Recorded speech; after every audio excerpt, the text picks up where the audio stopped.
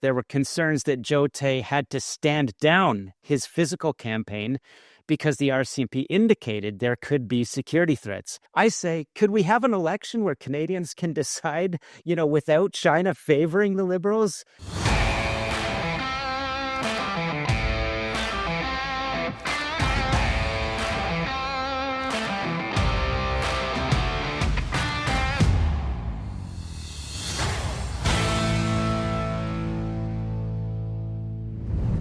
An international fentanyl ring, a candidate's family being arrested in Hong Kong, and silence from our Prime Minister's office. This is what we discussed with investigative journalist Sam Cooper in our first interview with him since the election. Let's take a look. Mr. Cooper, welcome back to Northern Perspective. It's great to talk to you again. Great to be back. So it's been a bit since we spoke last. A couple of minor things have happened in the Canadian political landscape, like an election and Mark Carney. Just wanted to get your take on, did that surprise you based on how the political wind shifted with Donald Trump and everything else going on, or were you kind of expecting that result? Yeah, I mean, it's so confusing. At a high level, I always felt that Donald Trump was simply trolling Justin Trudeau, and yet that he had a much deeper concern of Canada's vulnerabilities to China, and that was coming out in his comments. And, the whole 51st state thing, it was a hardcore negotiation and trolling tactic, and it ended up spitting off out of control when Mark Carney and the Liberals cleverly asserted himself, Carney as the savior. And meanwhile, as you know, behind the scenes was, talking nicely to Donald Trump. And to me, the feeling I come away with, and I've told it to others, I just feel it's surreal, disappointing, disillusioning to feel like we lived through a gaslighting election where the real issues weren't debated. And it became about a crazy issue that, as I say, we should not be in a position to be, disrespected like that. But we are, because we've kind of become a little bit of a banana republic. I just feel it. So that's, the result. It was what it was. And here we are. Nothing has really changed in Ottawa. Well, and isn't it interesting that all of Mark Carney's Donald Trump rhetoric has completely gone away, and he has refused to lay down a budget. It's just basically a main estimates update that Parliament's going to be voting on. Doesn't want to talk about how he's going to be spending almost $500 billion, and doesn't, all he's saying is, oh, well, we've reduced the amount of fentanyl going across the border by 90% and yada, yada, yada. Meanwhile, he hasn't done anything. And as you know, Kash Patel, FBI director, comes out with the bombshell about a week ago on Fox, essentially confirming everything I've reported. That is, Chinese Communist Party threat actors at the top, working together with Iranian state threat actors, Mexican cartels, are endangering North America and are increasingly using Vancouver's port and Canadian soil to produce fentanyl. And interrelated with that is terror suspects, human smuggling, human trafficking going across the border. So again, we come down to the point where I can't tell anyone how big a proportion of Canada is to global fentanyl trafficking. And I wouldn't assert that it is as big as Mexico, but I would assert Canada is a global exporter. A lot is going to the States, and it's getting bigger. Not as big as Mexico, but the bad people are using Canada more because we have weak controls. And they're just crossing that border so easily from Vancouver down to the States. And obviously, the United States doesn't like that very much. And to the point where the FBI director is calling that out, even pushed back against that 51st state rhetoric that Trump is talking about, because I know he was asked about that. And he said, listen, I don't want to get involved in that. I'm concerned about the crap that's coming over the border. And he's calling it out. And meanwhile, Canadian mainstream media, crickets, absolute crickets. Sorry, I keep saying that wrong. Legacy media, because they are now what's behind us, and it's the independent media outlets like yourselves and like us that are trying to get this message out, and Canadians need to know what's actually going on. Yeah, I've said it before and I'll say it again. Too many Canadians are getting their final viewpoint on what's going on in Canada with regards to foreign interference, with regards to fentanyl, with regards to, Canada's military falling apart from the Globe and Mail and CBC, who, as I say, all too often, they get some good stories out, but all too often, I just can see influence from, the Prime Minister's office in the points of the story. And you can point to safer supply, another, big issue that goes into the fentanyl crisis. I just did a story from the Bureau, from the McDonald Laurier Institute, and, a doctor involved in the Safer Supply program indicates it's ideologically slanted and driven governments that have rolled out safer supply and made the problem worse. It's been a lot, supported by a lot of mainstream Canadian media, and yet the independents, including on the Bureau, are reporting that there's major organized crime and infiltration of that program, and Canadians wouldn't have got that perspective without independent investigations. They're certainly not getting it from CBC and Globe and Mail. Do you think the problem is the journalists, or do you think the problem is the higher ups in those organizations? Because from what we've seen, as you've said, there's some good stories that have come out. We've seen some of the reporters that have been relatively consistent on their intent at unbiased journalism, but it's, to us it seems more it's above the journalists themselves, and it's the agenda setting. Is that fair, or do you think it is at the journalistic level as well? I think it's both. I mean, I can start from reporters that I know personally, that I won't name, but when I was Right. very clearly proving and breaking stories that offshore money from mainland China and Hong Kong had an outsized and incredible influence on Vancouver real estate prices, the Globe and Mail came out with a story in 2015. The headline was "The Myth of the Chinese Buyer." And it was so clearly a story that completely based on, Real Estate Board of Vancouver denialism statistics.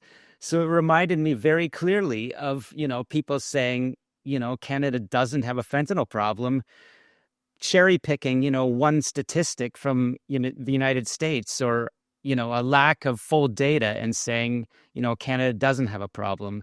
And so I do see reporters that, I don't like to use the W word woke myself. I just find it's too all encompassing, but absolutely there's reporters that they get sourced up by people in politics who have a certain viewpoint, academics who have a certain viewpoint, activists that, that have a viewpoint on safer supply, on border security, and that's what they start to report. So it's going up.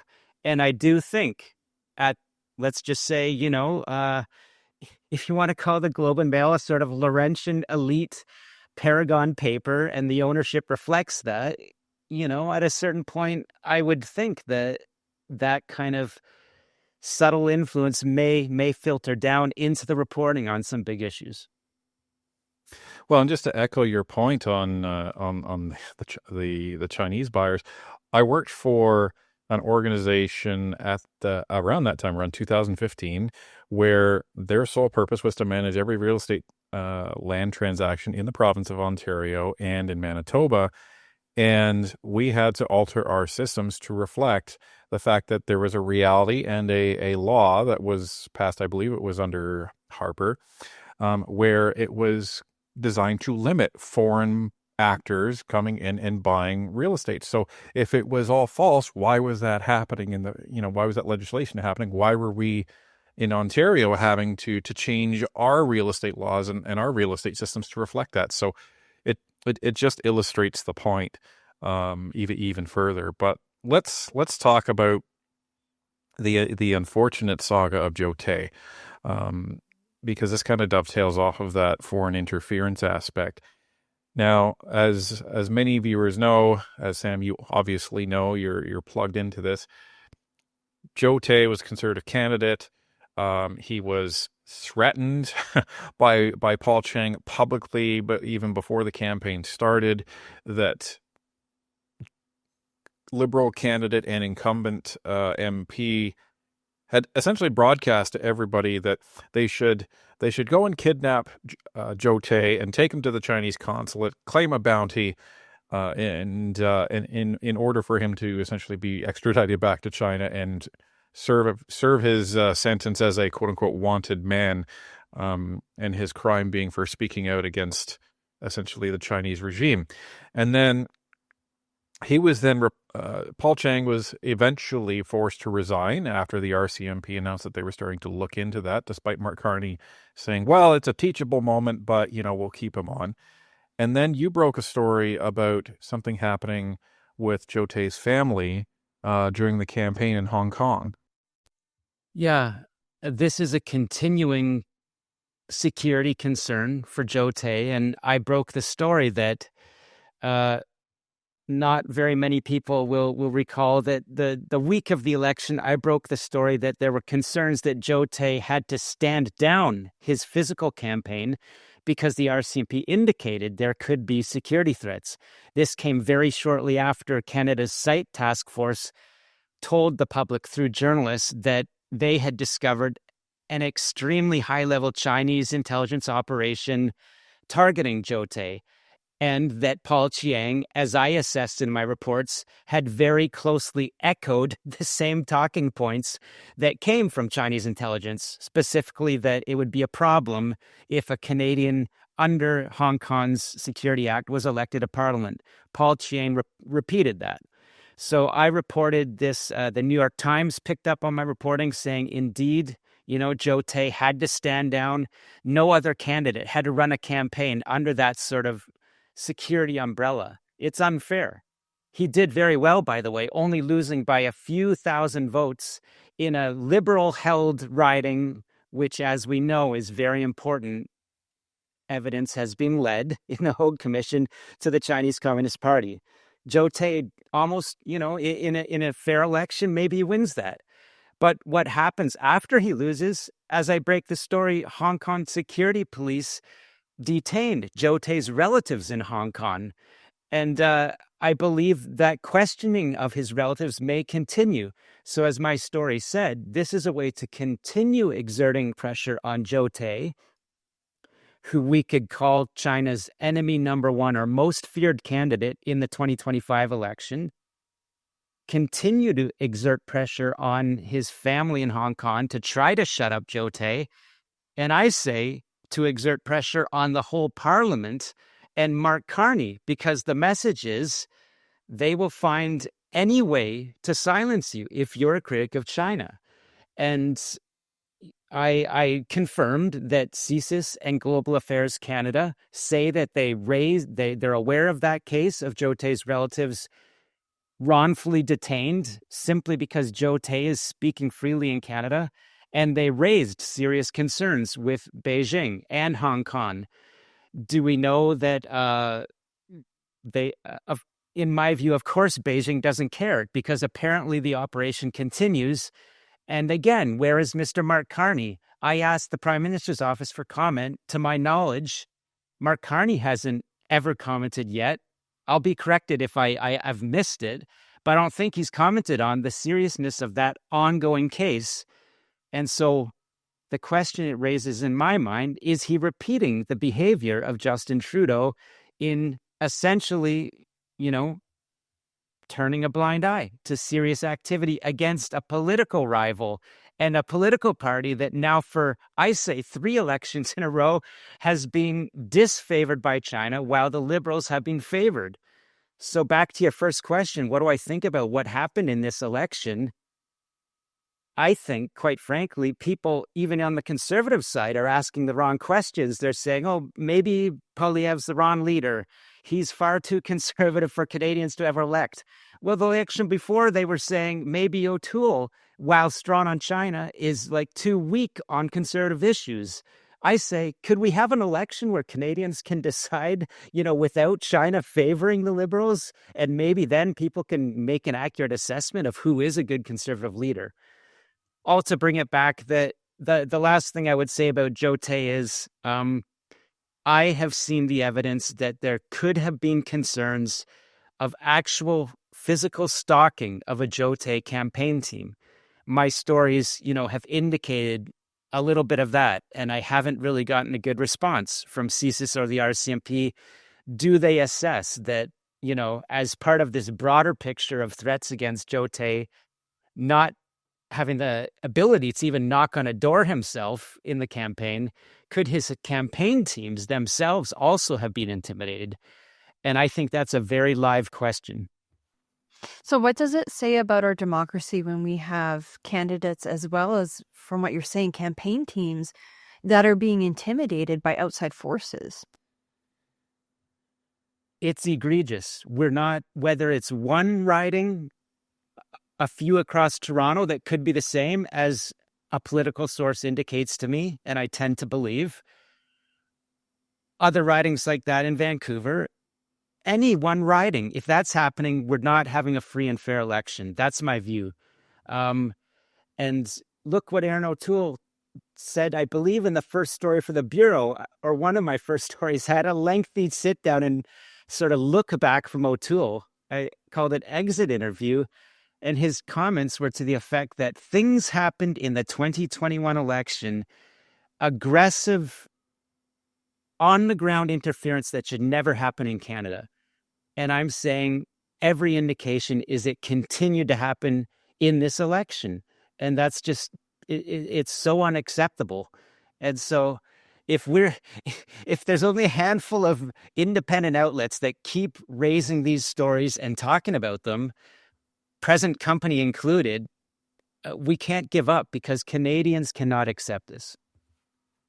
Yeah, and I'm sure you've seen and heard a lot of the reaction of Canadians after the election, a lot of profound disappointment, a lot of people just don't know what to do. There's some despair out there, and it's tough. It's really, really tough to kind of pick yourselves back up after that disappointing result. But to your point, we don't have a choice, especially being independent media creators. We have to keep going. We have to keep fighting against this narrative. I think there's some reason for optimism in that the message is starting to get through to people. I think the fact that the Conservatives picked up another 24 seats, I think the fact that, given that Canada has been historically mostly Liberal, the fact that the Conservatives were able to get almost 42% of the vote across the country, I think that's a good sign and a reason to be optimistic. But we have to keep our heads down and moving forward. The catch with that, we've seen this as a trend, not within anybody on this on this interview, but independent media has to be careful in terms of what they're putting out there. It has to be accurate, otherwise it undermines the whole point. Absolutely, and the way we report and consume reporting of elections is obviously changing. On the one hand, if you were to accuse, elements of the CBC of reporting in a certain way because their funding and their existence very much depended on it, those would be fair questions and even allegations to raise. By the same token, as I've told people, I'm completely nonpartisan. At the same time, I strongly asserted that I believed it was time for a change of government and even a change of political culture, because Canada is not aligning with our allies, and it doesn't make sense the way our country is moving forward. As I say, whether it's Conservatives, Liberals, I just can't accept a gaslighting election that was the main premise of it was completely false, right? So if you care about democracy, you want to continue living in Canada and you're not looking for an exit strategy, you're right. All we can do is continue, bolstering democracy, which is based on truth and transparency. And I did an editorial on this. It was based on the timeline of President Trump's remarks in Mar-a-Lago in December, where joking to Justin Trudeau with some common sense wisdom, I guess, if you're not going to pay for a military and you're asking the US people to defend your Arctic, why are you your own country? Why are you sovereign, right? It's not a completely unfair comment. It's spun off into the ether, and I believe people like Dominic LeBlanc and the Liberal Party machine, one of the most successful political parties in the world, brilliant strategists, and they twisted Trump's obviously aggressive and joking remark, and I think they used it. And again, I timelined how Justin Trudeau's hot mic leak should be in, late February or March, where he, I think in an acting voice, said to people that supposedly his marks weren't supposed to be live. They really do want to take us over, and of course it's reported by the media. Bob Ray texts the same thing. These are, in a way you could say that in a psychological way, the election was stolen if that became the narrative. And so, again, you're right. Certainly what I do at the Bureau, I know I've never been, I don't claim to be perfect in every story, but if I have ever made a mistake, I'll need to correct it, because that's how you continue to build that trust. And if you're, as I say, if I'm a critic of Globe and Mail and CBC for, running with PMO talking points, I have to be tough on myself and make sure that all my reporting is rigorous and better than what they're doing. Yeah. As I say, you have to take care of your own house before you start casting aspersions at others. And we try and do the same thing. And to validate what you're saying, we are readers of the Bureau, and we subscribe, and we have noticed those corrections. So you're right. You have to issue those corrections when they happen, because that's how you build trust. It's not the matter of being right all the time that garners trust. It's when the mistakes are made, they're acknowledged, and they're publicly called out by the author themselves.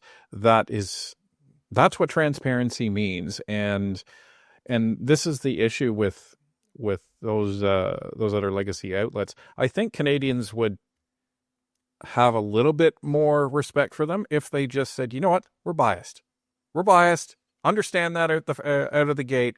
We have a bias towards the left, and then at least they're being honest, and it provides the proper lens to look at what they're saying.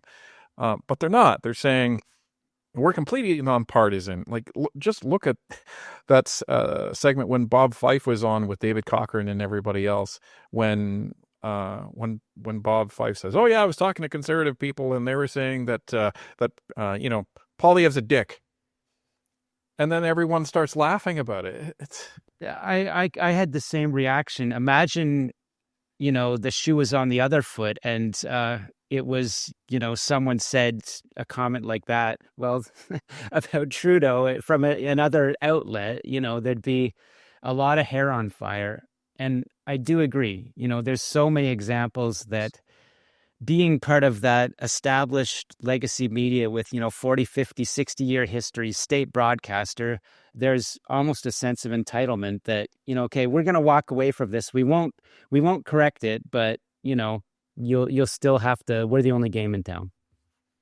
Or if they do correct it, it's a week later, it's on this page that's hidden, pretty far on their website that they know that Canadians aren't going to even look at. And in many cases, when the story changes, you can't even really tell. It's just like, oh, well, here's the latest update. Right. Okay, well, that doesn't help me. That doesn't tell you why there's that latest update. Right. So anyhow, it is what it is, but we're going to continue watching how this unfolds, and committees are going to be starting up. Who knows when they're going to be starting up again? I don't know if they're going to wait till the fall or if they're going to get them in play before Carney's summer vacation when he intends to pass a $500 billion spending bill, a $35 a month middle class tax cut that's apparently going to be the saving grace for Canadians in an affordability crisis. But just on behalf of all of us, thank you for your extraordinary continued work, Sam. We only touched on some of these stories for everybody watching because we want you to go to the Bureau and check these out. Look at the full picture that Sam continues to lay out, especially on the foreign actors and their influence on our economy and on our society and on our political system. Sam, thanks so much for the work you do. Thanks, and I always enjoy talking with your team and your analysis.